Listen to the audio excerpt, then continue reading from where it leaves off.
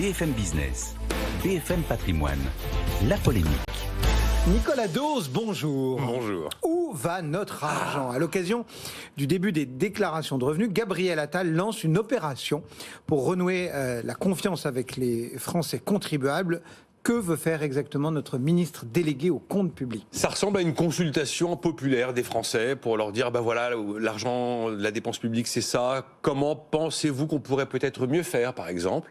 Et donc, l'idée, c'est de lancer une plateforme, probablement Internet, où chacun pourra donner son avis sur du bon usage de la dépense publique, ou alors faire remonter un problème.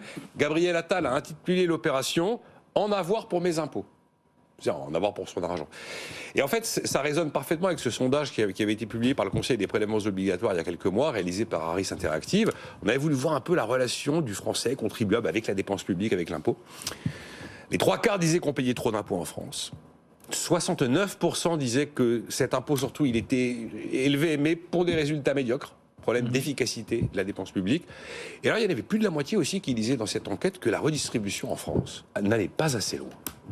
Et les Français ont raison? Alors, sur le « il y a trop d'impôts en France », il n'y a pas de problème. Record du monde des prélèvements obligatoires. Un coup, c'est nous, un coup, c'est le Danemark. Je vous rappelle que vous prenez un salaire brut, le brut salarial que tout le monde connaît, mais celui qu'on voit moins sur la fiche de paye, le brut patronal, qui c'est votre salaire malgré tout. 3 200 € brut, vous avez 1 750 net à l'arrivée. Voilà. L'écart s'appelle PO, prélèvement obligatoire, et ça explique le problème des salaires nets en France. Donc là, il n'y a pas de problème, c'est indiscutable.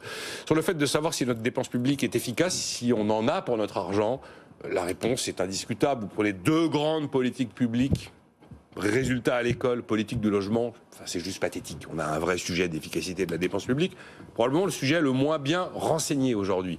Ensuite, vous prenez l'histoire de la redistribution, est-ce qu'elle ne va pas assez loin? Alors là, c'est quand même très discutable. Parce qu'on va prendre des chiffres vraiment complètement validés par l'adresse, enfin des chiffres complètement objectifs. Prenez les 10% les plus riches de France.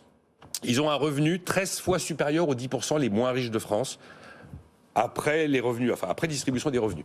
Après impôt et après redistribution, on passe de 13 à 7 fois. On ne peut pas dire qu'il ne se passe rien. Vous prenez les 20% les plus pauvres de France, leur niveau de vie augmente de 75% après les phénomènes de redistribution. Vous prenez le PIB, un tiers du PIB, c'est la dépense de protection sociale. 840 milliards d'euros. Quand l'État dépense pratiquement 2 € de dépenses sur 3 tous les ans, pratiquement 2 € de dépenses sur 3 de dépenses, c'est la protection sociale. Vous prenez le reste à charge en matière de santé, c'est le plus bas du monde. Non, le système de redistribution en France et de protection sociale, il est objectivement, c'est indiscutable qu'il est efficace. Donc quand plus de la moitié des gens considèrent qu'il ne va pas assez loin, c'est un résultat frappant. Malgré tout, quand on voit cette démarche de Gabriel Attal, on se dit que ça a un petit parfum de grand débat, non? Oui, il y a un parfum de grand débat, c'est clair. Ça sert à quelque chose, ce genre d'initiative? En communication politique, oui.